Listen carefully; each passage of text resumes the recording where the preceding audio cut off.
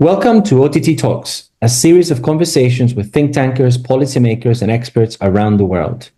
This episode is part of a series of discussions with European think tank leaders to reflect on the nature of their work in a changing Europe. My name is Enrique Mendizabal, and I'm co-hosting this session with Goran Buldioski. Today, we have the honor of having Péter Krekó with us. But first, Goran, why don't you set the scene for our discussion today? Thanks, Kike, and welcome, Peter. We wanted to have a series of conversations with directors of think tanks in Central and Eastern and Southern Europe, knowing that they had a very interesting times, as if it was in the Chinese proverb. Some of those interesting times were really joining the European Union, for many of the countries in the East, for the Western Balkans, the promise of it, and really developing a robust policy field. But also in the last decade, we've seen interesting times where actually the think tanking became very different, and in many countries, such as Peter's Hungary, very difficult as well.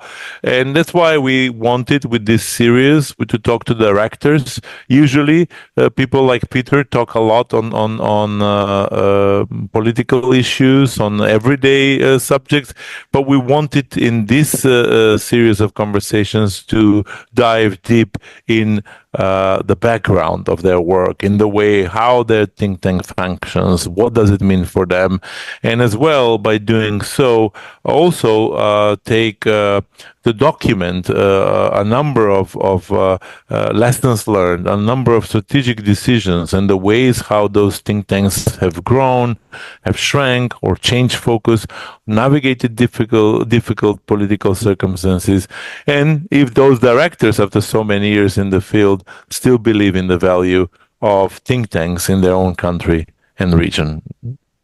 And with that, I think we move to our guest, Péter Krekó.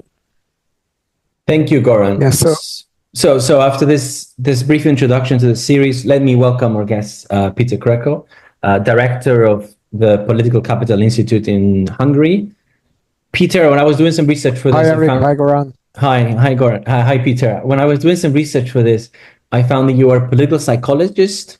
Is that correct? Yeah, thank you. First, thanks a lot for having me on this conversation, and I was really looking forward for this discussion because as Goran mentioned already, we talk a lot in our work about the substance. I mean, in the sense that about the things that we analyze, we talk much less about ourselves. And I think this meta level of and self-reflective level of discussion, I think, is also important. And also one thing that I talk much less about, I talk about these things with my colleagues, but much less with external audience. So it's really a challenge, and also the questions you set forward, that as the viewers will see, I think are really well crafted. And just to introduce myself minimally. So I'm a political scientist and a social psychologist, so by training, and it's the beauty of these professions is that you can combine them in any sensible form, and they'll still sound like they make some sense. So I teach and also study political psychology, which is like approaching the political phenomena through theories and tools of psychology. But I would also call in a more general sense that I'm a behavioral scientist. Just to distinguish a bit from what people usually in my profession has as their background. I don't have a legal background. I don't have an economic background. Most of my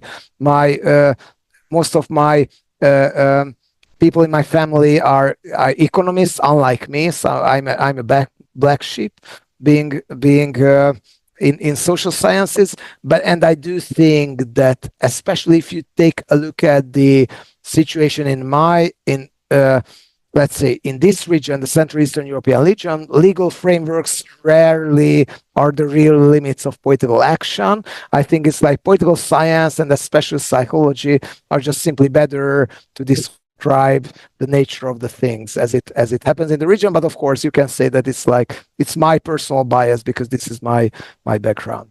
And I'm leading Political Capital, which is a think tank based here in Budapest. We have 12 employees at the moment, and it's one of the biggest non-governmental think tanks focusing on many issues, but I will talk about it a bit later. Great, that's fascinating, Goran. Thank you, Peter. You already started speaking, and coming from Hungary, I think a lot of people in the world have heard about the name of Viktor Orban. But we know that Hungary is much more than just Viktor Orban. We want also this podcast to be heard by people who work in think tanks across the world. So that's why we would like to start the question a bit with the political context, and knowing that there is a lot to be told about that, we would like to start a bit with a light-hearted way. So if you think about Hungary, and if you try to depict with a movie, which movie that will be the political context in Hungary in the last years or decades? Yeah, this is a really good question, and I think I could just tell. I mean, if I wanted to describe Hungary, well, through movies, I think we should tell at least 20. So just picking up a few, I'm a researcher of disinformation, and our main focus is disinformation, which is very, very, how to say, developed and I would not say sophisticated, but extremely powerful in Hungary. And it's like also we have been targets of disinformation campaigns, and I've been target of disinformation campaigns myself as well. And that moment I felt that we are in a Black Mirror episode, in the middle of that, when you feel how the tech can change your life, and also how these distorted and virtual realities can take over the real reality, and sometimes the line between the two is totally blurred. But if we take a look at politics, I would say that it's the House of Cards, but in a bit more boring edition than it's the original series, in the sense that it's very highly cynical political landscape with increasingly obviously material and simply political interests are just running the show, and nepotistic connections and all that. But the reality is sometimes a bit more boring, a bit more banal than fiction, and we can also see it in Hungary. So that would be the two that I would mention. Peter, for someone who is not from the region, and I know I've been to Budapest a few times and I kind of follow what's going on, but can you say something else a little bit about the changing context? So I'm going to ask you a question around the role of think tanks in a minute and how that has changed. But how fast has the political context changed? Did you see this coming? Was this sort of sudden? Was this building up over decades? This machinery of misinformation and state capture that you sort of describe. How did that come about? Thank you very much. And this is again a brilliant question, because I think so. Hungary is on the front page of the international press, mainly in the last decade, but it's very rarely mentioned that Hungary was one of the champions of the democratic and institutional transformation from state socialism to a kind of democratic capitalism in the early 90s, in this big wave of democratization following or hand in hand with the collapse of the Soviet Union. And also, so when we talk to people who were, let's say, senior diplomats who were dealing with Hungary about 20 years ago or 30 years ago, they say that it's a different country from an external perspective because Hungarians were the most democratic, the economically most developed member of the club, even in Central Eastern Europe, that has had rather a good track record in the accession process to the European Union, for example, that happened in this region in 2004.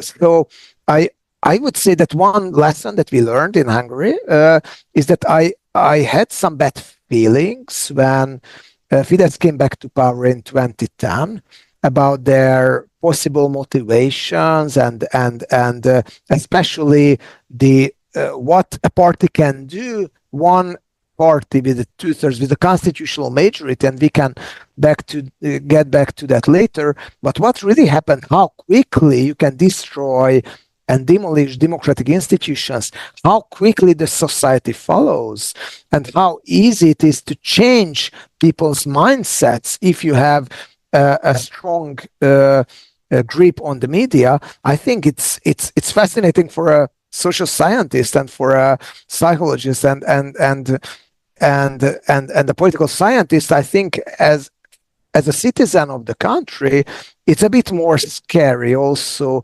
because it raises the question, it's very actual at the moment, that okay, Hungary is a small country, a country of 10 million in Central Eastern Europe, but also a country that's easy to centralize because it's so small. It is easy to take over the media because there are not so many media outlets and things like that. But if it can happen in a country with a short democratic history, but at a time one of the being a country that was one of the champions of the region in terms of democratization, then I think it can happen in well-functioning democracies with long traditions as well. So how fragile the institutions of democracy are and how fragile the democratic approach is in the citizens. I think it's not a Hungary specific phenomenon. It's a universal phenomenon. My point would be that we should not create a different, let's say, anthropology for Hungarians. What happens in Hungary could happen anywhere else in the world. It's a combination of an ill-tailored constitutional system that made it possible for any party that receives a constitutional majority, it's with the two-thirds of the mandates.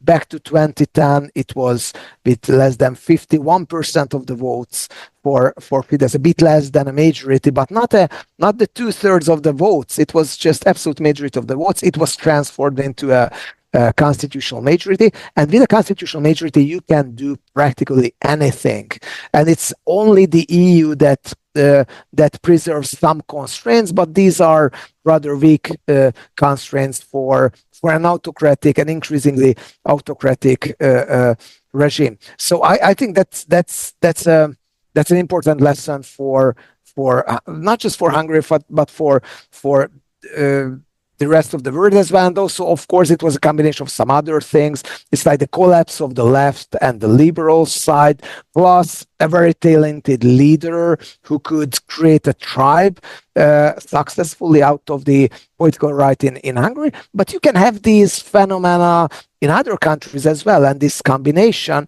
And I think what happens in Hungary can happen easily anywhere else in the world as well. And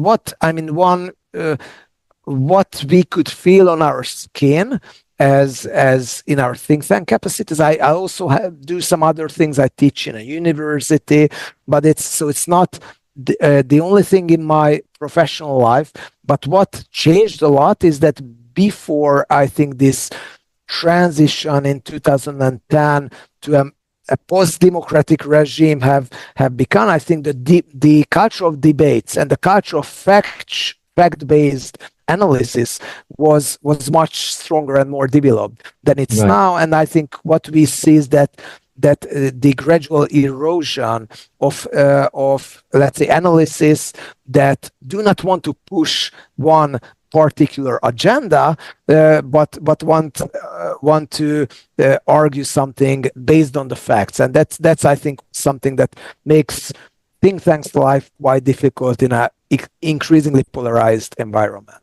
Right. So so this is you described the context really well, the changing context really, and you're right. I think not the same ingredients, but the same results are seen across the world, and certainly in Peru, where I'm recording this from, we don't have a charismatic leader. We don't have a kind of a powerful executive, but there is a coalition between a very weak executive and a very weak parliament, and they are capturing the institutions of the state very effectively nonetheless, in as you say, a very quick and rapid way, so dismantling past developments, and the public just observing.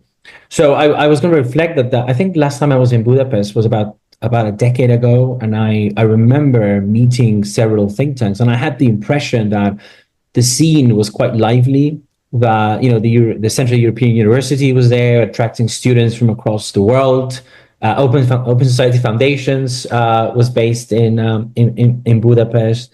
It was actively supporting think tanks in the region. So what has happened since, when we look at think tanks in particular? So you described the context really well.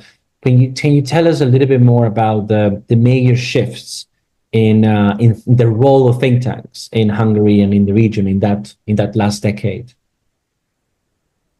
Yes.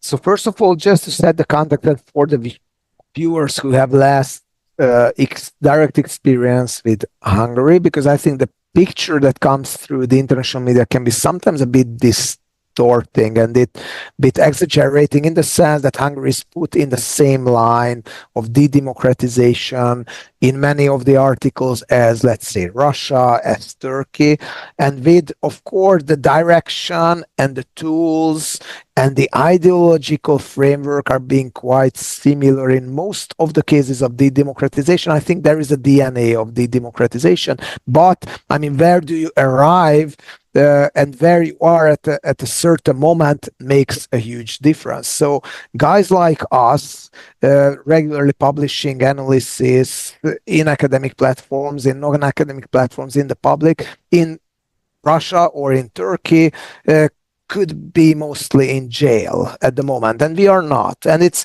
so we have to distinguish here, I think, even if we all know with a bit of political science background how different it is to draw these lines, but between hybrid regimes and real authoritarian regimes. And Hungary is a hybrid regime where most of the things are not black and white. It's the 50 shades of gray. But it also means that if you criticize the government and if you are having your own agenda, to a certain, I mean, you can raise your criticism in the media, and there are platforms when you can do that. There is independent media, and the journalists are not put in jail. The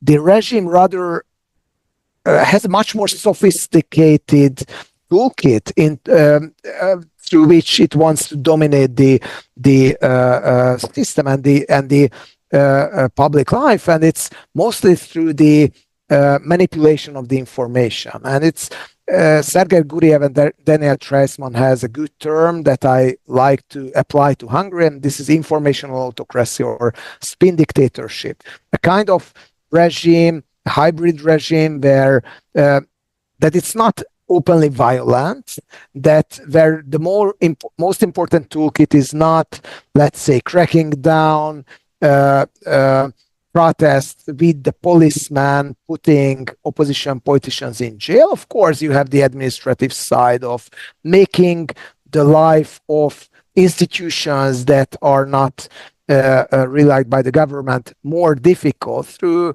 tax authorities, through certain measures. But it's the most important tool in the hand of the government is the dominance of the media and also the controlling the narrative, and which means that you usually have the occasion to criticize the government. The question is that how far your message go, and how is it framed, how is it perceived in the broader public, and especially how is it treated by the government. What in Hungary, what we could observe from the very beginning is that the think tank scene was rather, I think Goran can tell even more about that, but it was closer to the party political domain than in most of the other countries. So in Hungary, most of the think tanks were born under the wings of certain particular political parties,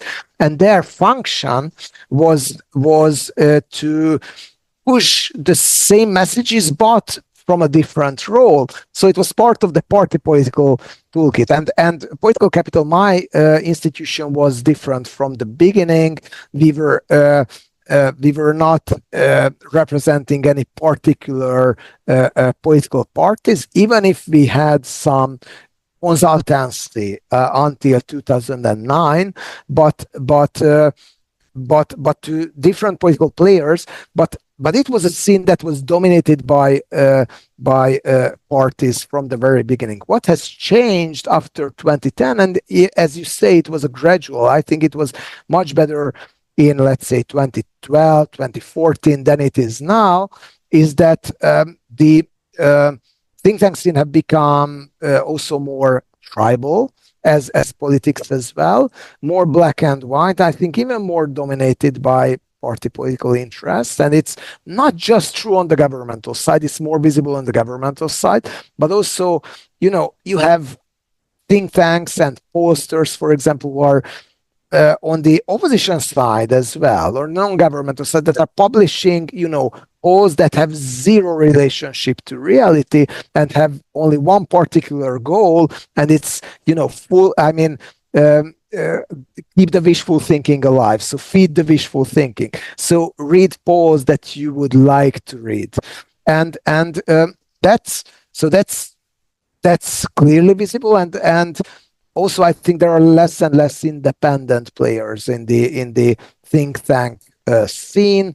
With CU was here a few years ago. It's not here anymore.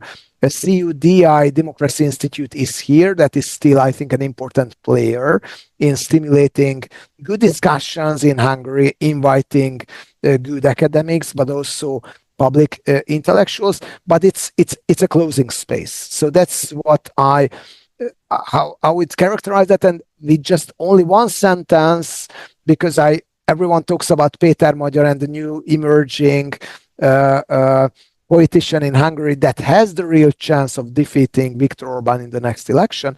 What impact it has on the think tank domain, I would not say it's necessarily only positive, in the sense that you have a new populist politician who, would have a bit of same mindset than Fidesz has, and he's coming from Fidesz circles, by the way, which means that either you push my agenda or you are my enemy. And it can just add to the already existing polarization and tribalization of the think tank domain. So I'm not very optimistic about the outlook of the think tank scene in Hungary. And also, of course, United States has always been an important resource and let's say support for the think tanks in the region. It's not Hungary specific, but we have to wait and see how much it changes after 20 January. Thanks, Peter. That's fascinating. And you didn't even mention that Hungary at the moment houses probably the richest European think tank, which is the Matthias Corvinus college, by the virtue of getting an endowment from the Hungarian government. But you rarely meet think tanks / universities who have more than $1 billion in on their account. So and that we didn't even touch upon. But let's stick a bit to political capital, because you spoke quite a lot about the scene and how it changed. How did your role evolve over time? And in many ways, this is also an issue of audience. You spoke about how domestic was no audience for independent advice or critical thinking, neither in government, but also with the opposition or the developments in the opposition, then who became your new audience? And as a director of a think tank, when you look back of what you've done, what do you think that you did well over the years? Obviously, you survived. You're still a very relevant institution and a point that nobody can avoid if wants to get actually a good independent advice. And I'll ask you later about maybe the things that you would like to change if you have a magic ball and you go back in time. Thank you. Yeah, it's good that you mention Matthews Corvinus College because also, yeah, this is, I think, probably for the best financed think tank / educational institution in the whole region. Maybe, yeah, compared to United States, I think it's in the top 10 for sure. And it has practically 100% Hungarian taxpayer money, a huge institution, a lot of subsections. Every possible topics are covered by some of the researchers of MCC, and it's important to mention because we have to operate in an environment where there are institutions like MCC, and we can dream of having a similar impact. But given that their budget and their resources are several thousands more than ours, probably, then it's a bit more difficult to see. And that also, I think it's this is the important thing, that if you deal with politics and involved in public discussions and meet with important people and treated as someone who says important things about politics, does not mean. I think it's important not to overestimate your value. And it's, of course, when you have to sell yourself, you have to value yourself, right? But also, I think it's important for the very reasonable expectation management to know that you are not a political party, you are not a political player. You in yourself won't get political change along. It's like what you can tell is that you push your agenda. You can be consistent in that manner. You can have good alliances.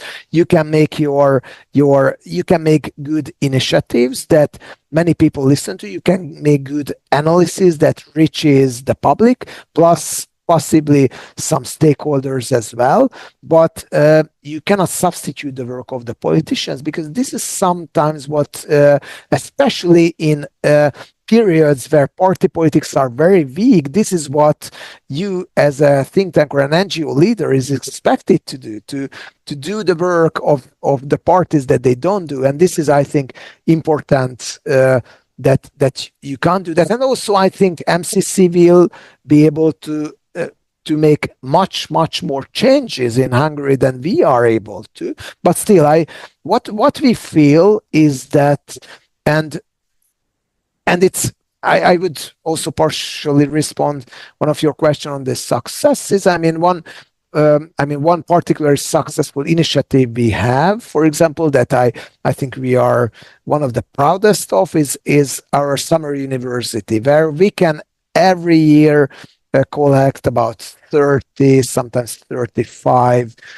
bright, talented youngsters who, some of them also go to MCC, colleges and trainings because they want to have some good education, but they have a value set and they have an approach that is closer to ours than to institutions on the governmental side. They have a critical thinking. They sometimes have very good education. They see things simply differently than especially the ones who are just 20 few years old than me, for example, who is over 40. So you also have to listen to their different viewpoint, but also this is the point where you feel that there is a real, genuine demand for the work that you are doing, and creating maybe smaller communities that have a different mindset than what the official mindset, and being consistent to it pays off. But for that, you have to set the standards high, and you are not the one who will change the political landscape in Hungary. You are the one who can contribute to the discussions and keep a smaller community alive. How did our role change over time? I think so. What is still easy to do in Hungary, if you have something to say, if you have good experts, if you can raise some good topics at the good moment, which is not always easy, we all know that, but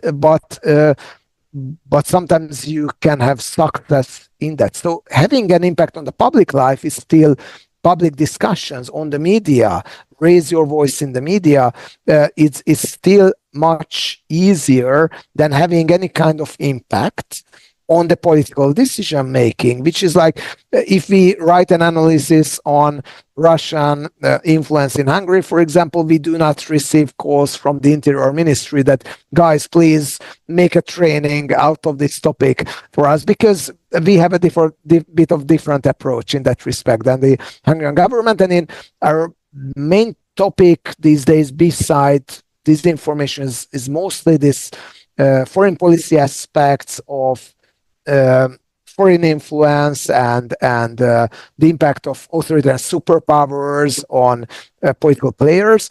And here I have to be on a zero chance to make an impact on governmental political decisions. We can, and we sometimes do stimulate and inspire opposition players who refer to our analysis, mention our analysis. If they do it too often, it's also no good for you, because you will be seen as totally biased and being pro-opposition. So we do not consult with them in advance the results. But what I hope for is that Hungary will not be under Fidesz rule forever. So the intellectual work that we are making and the analysis that we are preparing, and let me make just one specific example. We during the passing of the sovereignty law in Hungary, which is rather an attempt to silence critical voices in Hungary that have some connections to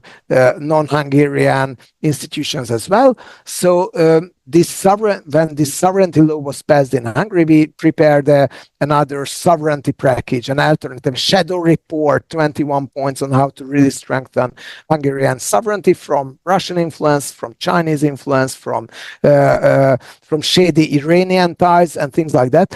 And it had quite a bit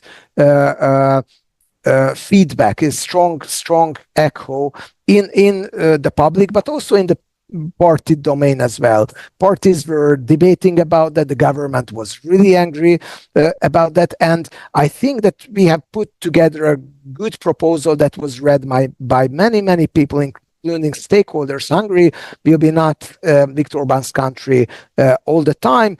And if we can inspire a certain set of thinkers, possible change makers, future decision makers, then I think it can be already success on the longer run. But I think it's a work that you have to keep on doing, even in times when you don't necessarily feel that it has an impact on the next day. And that's something that makes, of course, think tanks work in challenging environment also quite challenging in a human resource perspective and from an internal perspective. Thank you, Péter. And this challenging environment that you referred to, we've talked a lot about the political context, but what about the funding context? So certainly funding from Western donors to the Western Balkans, to Hungary, has been changing also during this decade. We've talked about the fact that a lot of the state funding is going to aligned organizations. So how has the changing funding environment affected your think tank and others, and what kind of strategies are you employing to address that? Yeah, thank you. And I will spoil one of your good questions in advance, because one of the questions on the list is what's if I have to describe our think tank as an animal, what would be the animal? And my response would be connected to question, because our totem animal is the centipede, the insect that has 100 legs. And I think if you want to remain independent, if you think that independence is a merit, and we think it is, even if it's more difficult than being dependent on one particular political players in many sense, but if you think independence is a merit, then have many funding sources parallelly, which makes your life unquestionably more difficult in terms of it's coming with a lot of red tape, with a lot of administration. Everyone who works in the think tank business knows how painful it can be.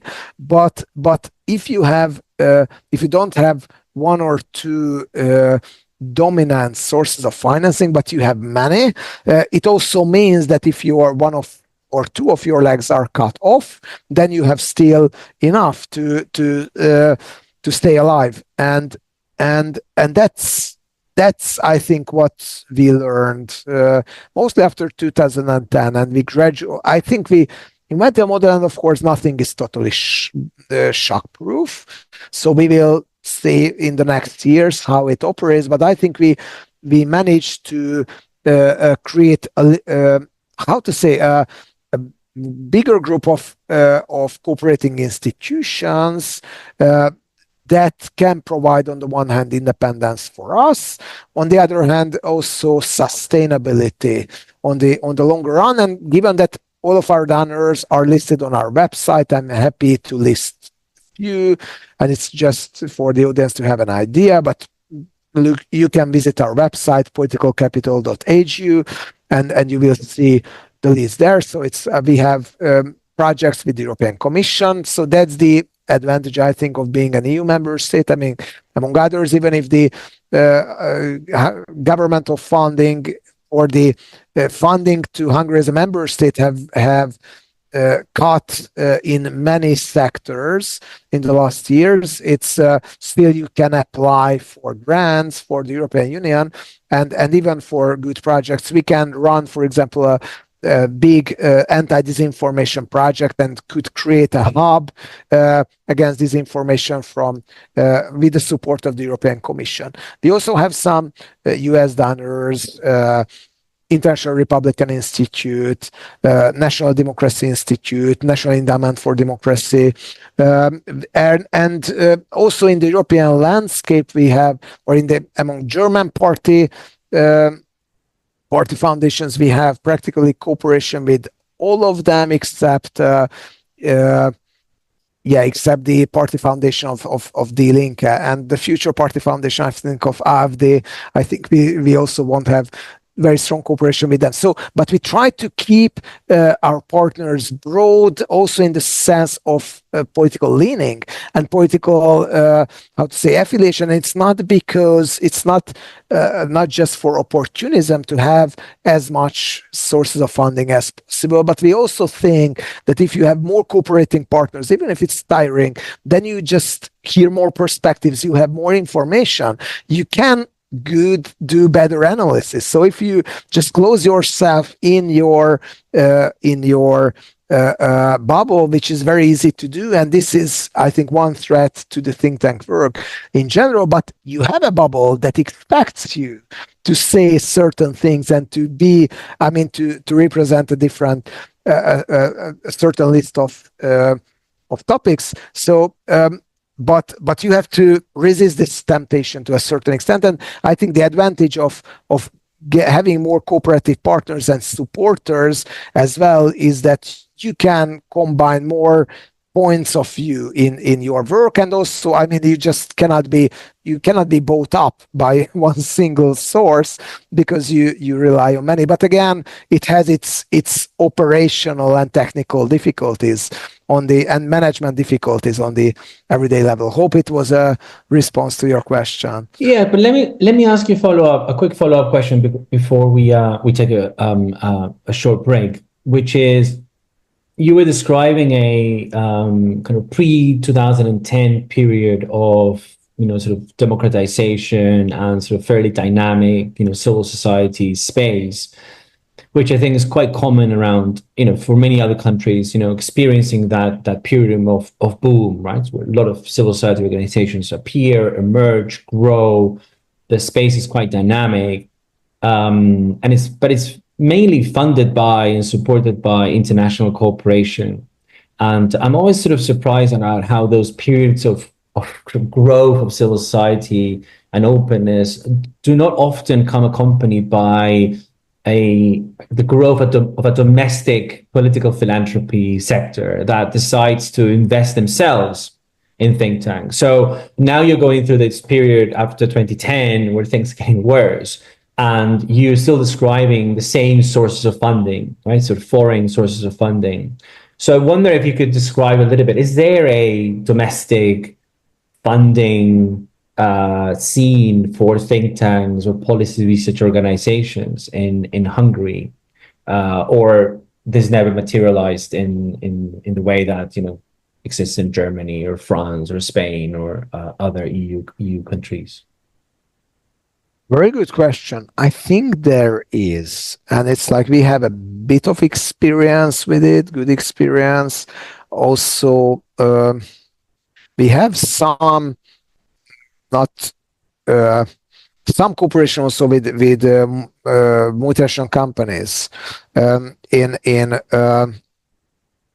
Hungary, for whom we do political background analysis that they can use for their regular, planning process. For example, let's prepare a 1-year forecast on what do you expect is going to happen in Hungary, and then they can use it for their strategizing, nothing public affairs related thing.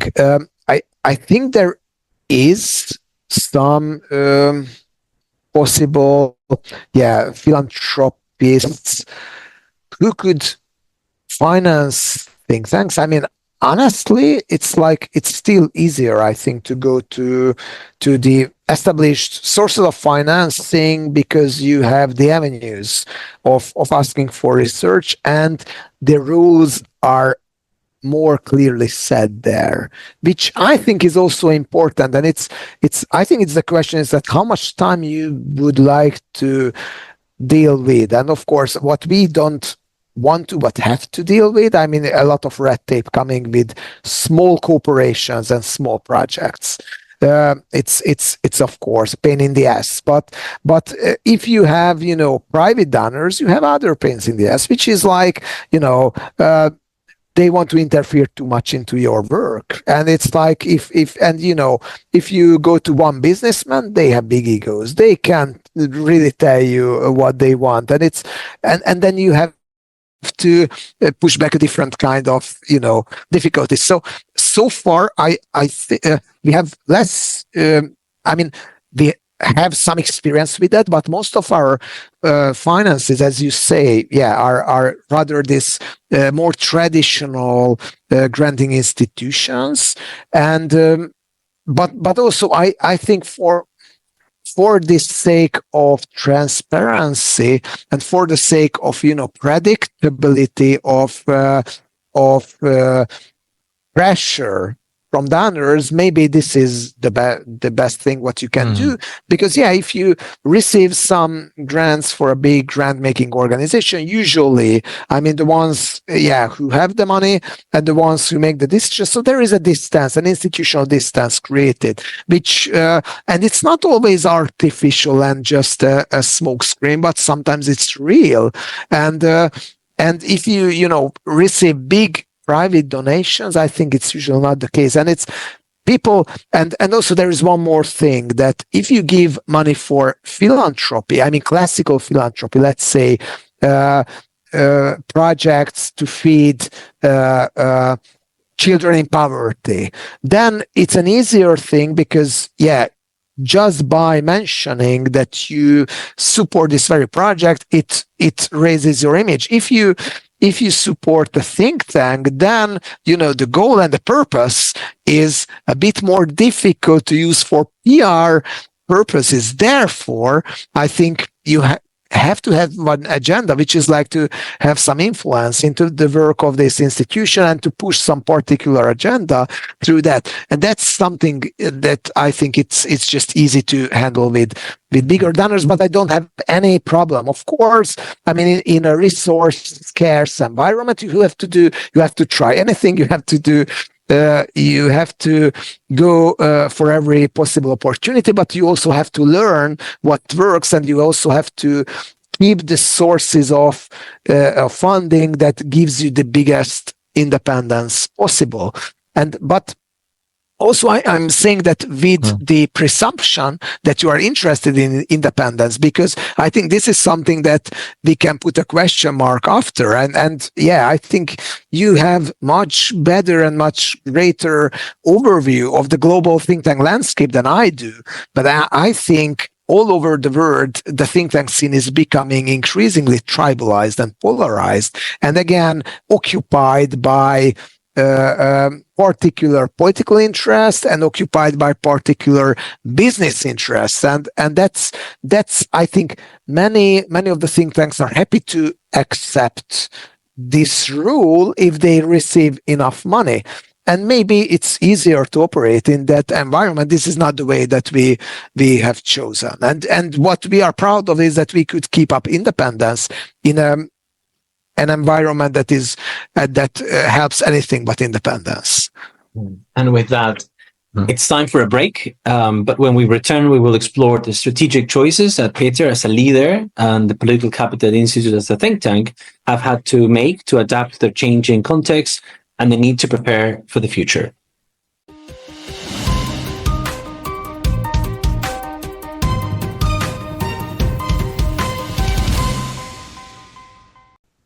And we're back after a short break.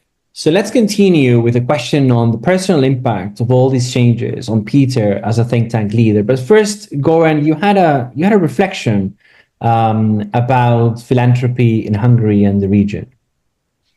Yeah, what Péter was explaining about Hungary is really fascinating, because at the beginning of democratic transition, there was this very optimistic, I would call it, a law on 1%, where every individual could give 1% of their tax, of their personal income tax, to the organization that they like. And what Péter described is that actually that worked well for those organizations that I would label belong still to the adage or the mental mindset of Victorian philanthropy, be that organizations that deal directly with helping people in need, but less to those who work on human rights or think tanks or analysis and whatnot. So those organizations that could not explain their work in a very straightforward and everyday terms never profited from this 1%. I think that's a very interesting point in which we learn, in a way, the populism, which is not even political populism, but the populism of what can get attraction when people get the right to allocate their own tax to a particular organization or cause. The second issue, what Péter mentioned, is about the rich Hungarians who rather operate in this direct transactional mode. Oh, I give you money, then you have to provide me a consultancy or a contract or an analysis that I really need and want. And that's quite interesting in comparison to other countries. I mean, if I compare that to Czech Republic, where, actually has quite a few billionaires and, well, a lot of millionaires these days, the mode of thinking is very different. And also you can see that with the philanthropic landscape in Czech Republic, where those people have put money in independent foundations. Some of them even pooled money together, and then they support quite a few think tanks and a lot of organizations that are beyond these immediate needs, and they're really into the policy domain, which tells you not only about the diversity of the region, but it also tells you about how the different political environment has shaped as well the different culture of giving. I thought that's also relevant and interesting to our listeners. I will move to the next question to Péter, which moves us more to him as an individual. Péter, at the beginning of this conversation, you mentioned that you've been also a target in many ways of basically disinformation, you and political capital and whatnot. But I really would like to ask you, in a way, the personal impact of this work as an individual. But I would like to start with the good stuff. So not with the bad stuff, not with the smear campaigns, but what has been the best part of your work as a think tank director? Yeah, thank you. Before responding this question, I would just very briefly react to your previous point, because I think it's important, and it's also an important lesson I think that think tanks have to learn to a certain extent, and that, I mean, the only organizations that could gain relevant size of revenue out of the 1% donations or out of micro donations were mostly media outlets in Hungary, which is also very important. I think I think it's probably the most important. If you want to keep democracy alive, let's put your money in the independent media. Partisan in Hungary, Átlátszó, an investigative website, for example, uncovering corruption issues, but also 444, one independent outlet that also did many investigations, could benefit from micro donations. And it's like, especially they say that it comes in waves. So if you dig up some important story, then you have a better chance to raise your funds. I think it might be a very old school notion of think tanks, but I think think tanks will always operate in a bit more elitistic environment, where I think the opportunities to fundraise will be more limited, because you don't necessarily have this very easy to translate mission that people will understand, and you don't have that direct link to the people as, for example, a journalist has. But I think it's important what you said, and yeah, in that respect, yeah, but most of the 1% go to the churches, and also to, as you say, these more Victorian philanthropic organizations. But yeah, I want to respond to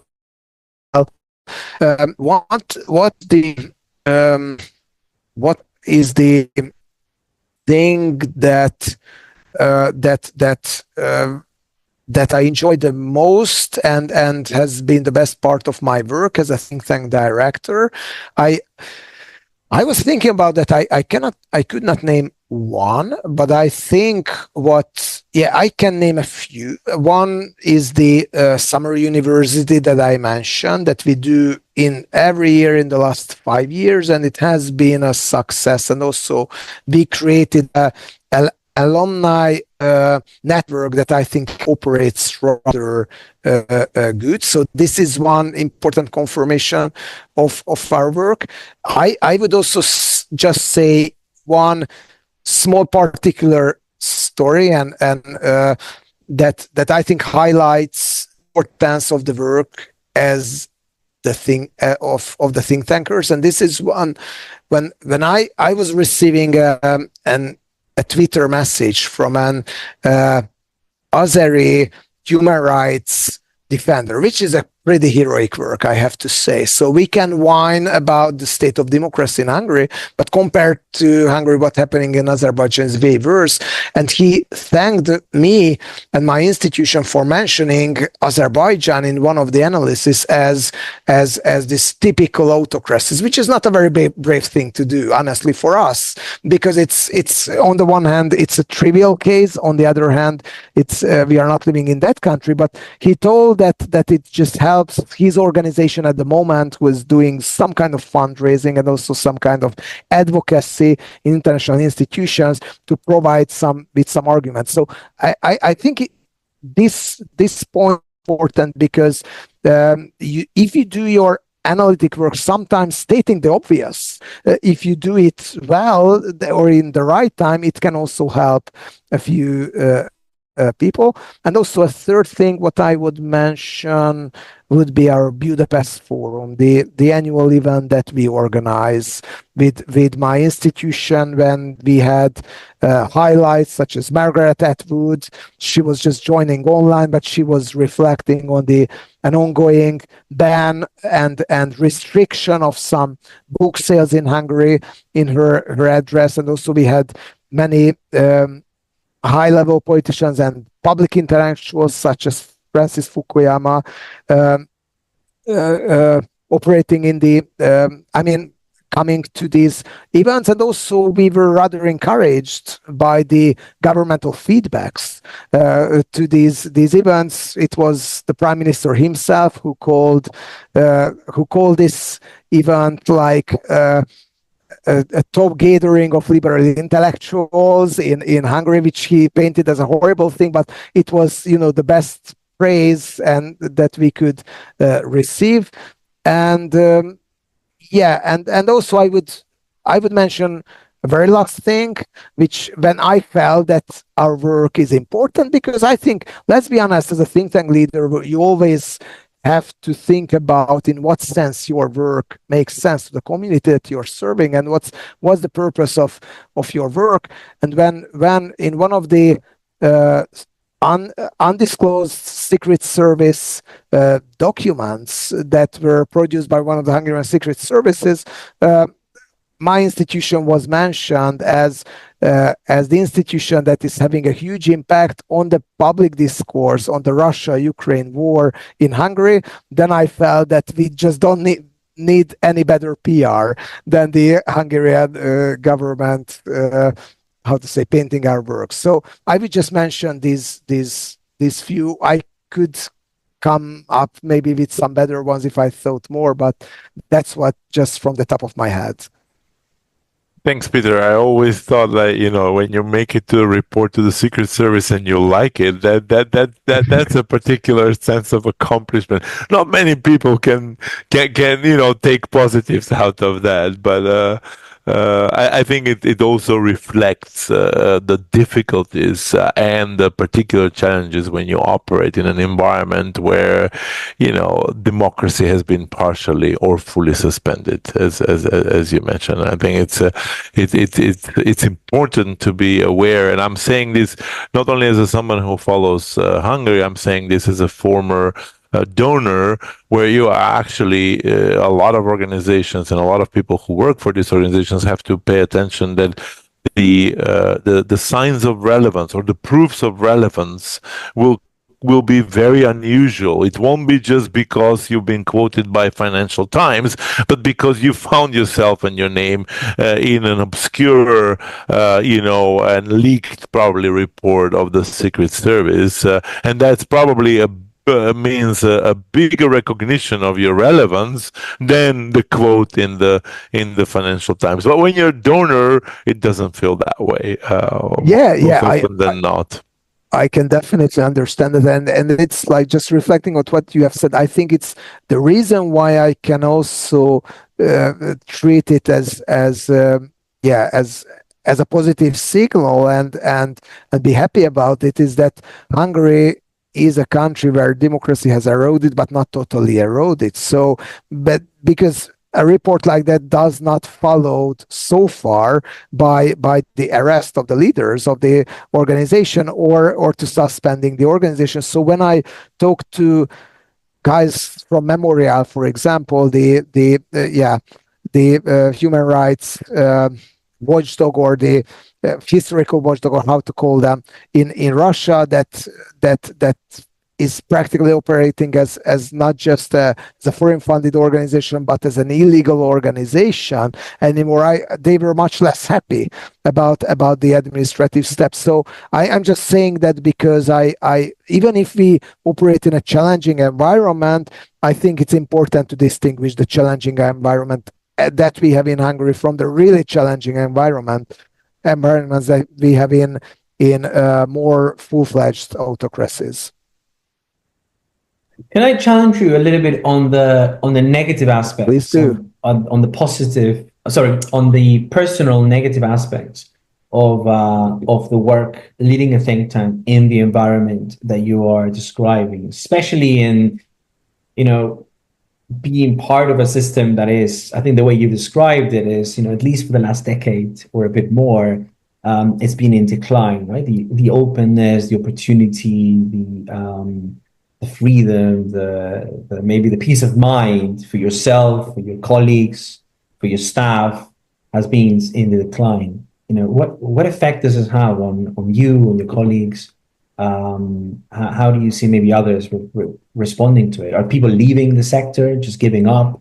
Are people's lives are being sort of seriously affected by this? Like, even if this is not this is not a full-fledged dictatorship where people are being sent to jail, but it must have a personal effect.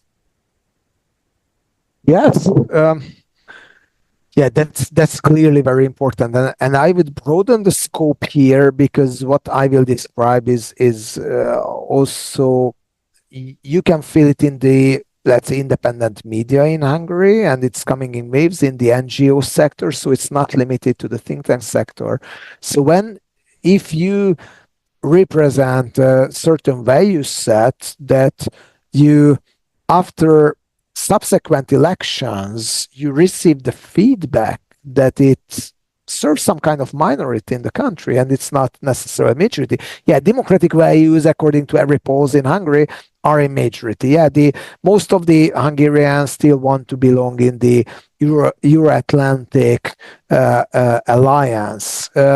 Yeah, human rights, if you ask people, are still important to them. So these are our guiding, parliamentary democracy also. So these are our guiding values. So we can get some positive feedback from these polls, but when it's translated to party politics, and you see that party that is more and more openly challenging these values that you strongly represent, or is getting constitutional majorities one election after another, and we are talking about the fifth election in a row that where it happened. So it's definitely something that puts a challenge on your work, and it makes you question sometimes the importance, and also the value of the work that you are doing. And I think I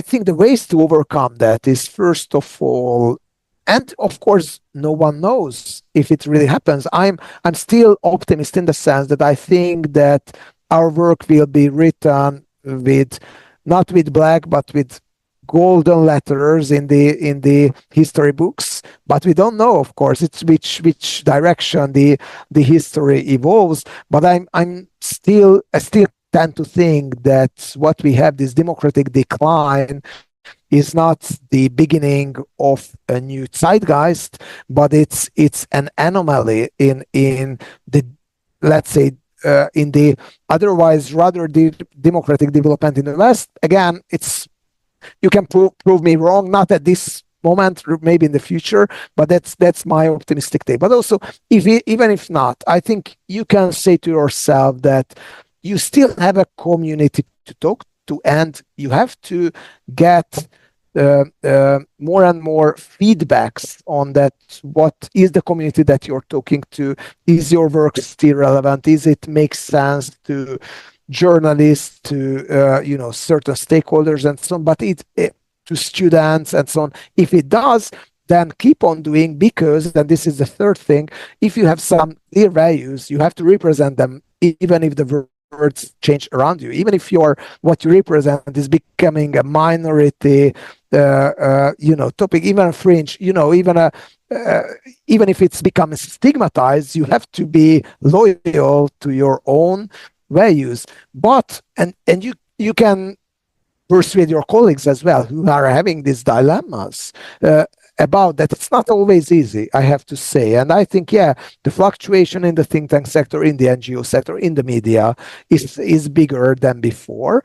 Right now, I think we have the rather lucky development of that party politics is showing more dynamics, and it does not mean that, everyone who is working in my field is a big fan of Péter Magyar, the challenger of Viktor Orban, and his politics. He's a, let's say, center-right guy with a populist instinct that I mentioned before. But, if you feel that change is possible, if you feel that what you're living in is not eternal, then it just opens up prospects, and it makes people easy to get a bit more enthusiastic about. And of course, I think we have one more argument to say, if you are doing good analytic work, even if it does not have someone directly, but I do think that I belong to this, let's say, positivist, old school minority, that I think it's like claiming the facts is important, and recording the facts, and fact checking also politicians, and also debunking widespread false claims in the public is important, and that's I think one mission of a think tank. If you believe in that, then I think if it can help you to get along the more difficult periods. So these were, I think, with my institution in my field, I think most of the challenges of this nature. And I know journalists who, for example, went to truck drivers. Some others went to do a bakery because they were just totally fed up with the domestic political landscape in Hungary. One more escape route that you can have, deal more with foreign policy, or also comparisons with domestic and foreign policy, because of the fact that Fidesz operates in a very extensive domestic environment, and I think have mastered some of the, let's say, soft power influences. I think it makes the work also more interesting if you have more outlook. I think if you just focus on your domestic political landscape, then it just first becomes deadly boring, but also you just don't see the big picture, what it means in the global landscape. So I think opening up more is also one form of achievement, but also I think the challenge that you pose is absolutely important, and also that's something that we don't really talk about. I think the psychological challenge in the think tank work is something that we usually don't talk, and also in the NGO sector, and this is, I think, in challenging environments, maybe the most important thing to deal with. It's more difficult, and organizations are rarely honest about these issues, and they're rarely very open. But I think it's something that also donor community have to deal with, of course, in a very careful and cautious manner, but also recognizing that it's a real problem. So good that you raised that. Thanks, Peter. You answered my next question in many ways. The question about the future role of the think tanks, but I have to put a bit of a twist of one aspect that you didn't speak about. You spoke quite a lot, and you inject a lot of hope into the future, which is good to hear from somebody residing in Budapest, and also hope in the value system of a liberal democracy, and I believe in that, coming from a director of a think tank, not a human rights NGO. And you spoke quite a lot of what the think tanks could and should do in the future. So my twist is very specific. Throughout this entire conversation, we didn't talk about technology, and we live in a world with you deal quite a lot on the disinformation, misinformation aspects. But what about the technology and the way how it shapes the future roles of think tanks or not? These days, especially younger generations, just jump into any of the artificial intelligence platforms, and they get the answers for themselves. How do you see that affecting your work, and what's the let's say the role of think tanks in that direction? And when I ask this question, I ask it also on the back of the data that Kike and his colleagues collected with this sector, the state of the sector report, where actually think tanks in Europe, along think tanks across the world, are not exactly vanguards and pioneers in use of artificial intelligence. So how do you see the future in this particular aspect on think tanking and analysis and fact-based argumentation, as you spoke very forcefully about in favor of all of those? Yes. Very good question. I would separate a few aspects of your question. I mean, mainly two. It's like how much it's I mean, technology as a tool and technology as a challenger, and or let's say a competitor of our work. I mean, but the two are connected in the sense that I think the way to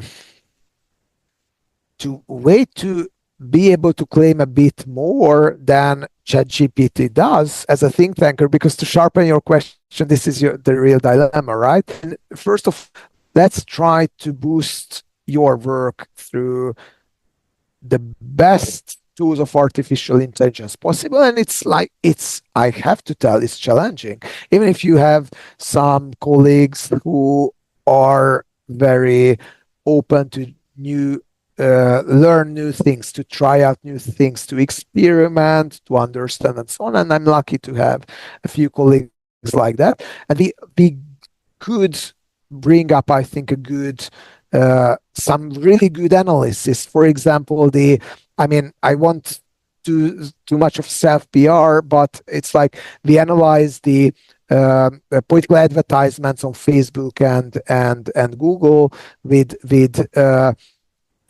also machine learning analytic tools and also troll armies we could identify with machine learning in the Facebook online space, and the list goes on. So you have to be innovative so that you can go beyond the traditional methodologies that I have to agree will become less and less relevant. I think representative public opinion polling will keep its relevance for the simple reason that this is the best way to predict election outcomes. And it's until we live in democracies or half democracies, public opinion does matter. If you can measure it well, it matters. But beyond that, I think the traditional ways of analytic work are losing their relevance. So you have to train yourself. You have to be innovative. You have to partner up with institutions to try new things, which is, sometimes can seem as a waste of time, and not experiments are successful, but you have to keep experimenting.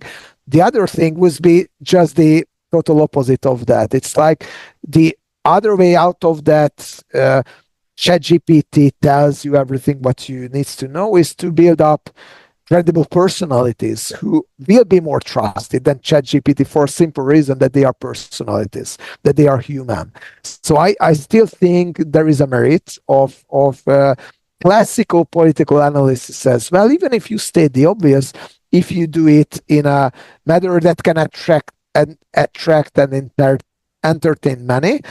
But also I have to tell that this is not necessarily always a must in the case of think tanks. I think we don't necessarily have to have, TV superstars in our teams. So the more safe. So if you don't want to build up celebrities, which is one way, then the other way, I think I still believe in the intellectual sophistication and methodological sophistication. And we also have to recognize that maybe our work will be not the most important for the students, as you mentioned. We receive some really good feedbacks, by the way, by students, who have to cite someone's work in their thesis, for example, and they turn to others. And I think we will have this interest in the future as well. And maybe ChatGPT comes up in one of the responses with one of our analysis, which is already a success. But also I think if we target the more sophisticated audience, journalists, think tankers, businessmen, stakeholders, the elite audience, for them, I think more sophisticated, better analysis will have some merit. So I don't have any better response to that than we have to do it better. If this analysis says that the think tank sector is not so good in technology innovation, then we have to keep it up. Otherwise, we will die out. So I think it's pure evolution. But to put a twist in my response as well, I honestly I cannot really. Maybe I'm just lacking imagination, but I find this overly dystopian projections about the future of the mankind because of the technology rather awkward. And I would not say I'm a techno optimist. I would just say that I think the mankind could adapt to many brutal and deep technological changes. I think clearly technology changes our life as it is, but also I don't think it will lead to the wipe out of humanity, as some public intellectuals say that. And I think maybe it's just my position that even if we see all the negative aspects of the technology, and if we take a look at the United States and take a look at Elon Musk's role in politics, I think we can fulfill all these dystopian views. But going beyond that, I don't think that it makes too much benefit to strengthen this apocalyptic mood about the rise of technology. I think is become pretty widespread and mainstream in intellectual discourses, and I think a more sophisticated argument is needed there. And I think it's for the sake of humanity as well. I think there is so many anxiety in our societies because of the fears of the rise of AI will wipe out humanity, global warming will wipe out humanity, and I think these scared societies are rarely doing a lot of favor for democracies. So that's I think also important, and it's a role I think for think tanks to make a bit more sophisticated debates and let room for more sophisticated arguments about the role of technology on the broader societies. Great. Thank you. Peter, thank you very much. This has been fantastic. I've learned so much, and I'm glad we've finished this episode with a bit of a reflection on the effect on not just on think tank leaders, but on the general public, and how we have to take this into account. This series continues with think tank leaders from across South and East of Europe. You can find the episodes wherever you listen to a podcast or visiting website on thinktanks.org. But from Goran and from me, thank you very much. Thank you, Peter, and thank you everyone for listening. Thanks, Henrik. Thanks, Goran, and it was great to be here in your podcast, and keep up the good work. Thank you. Thank you.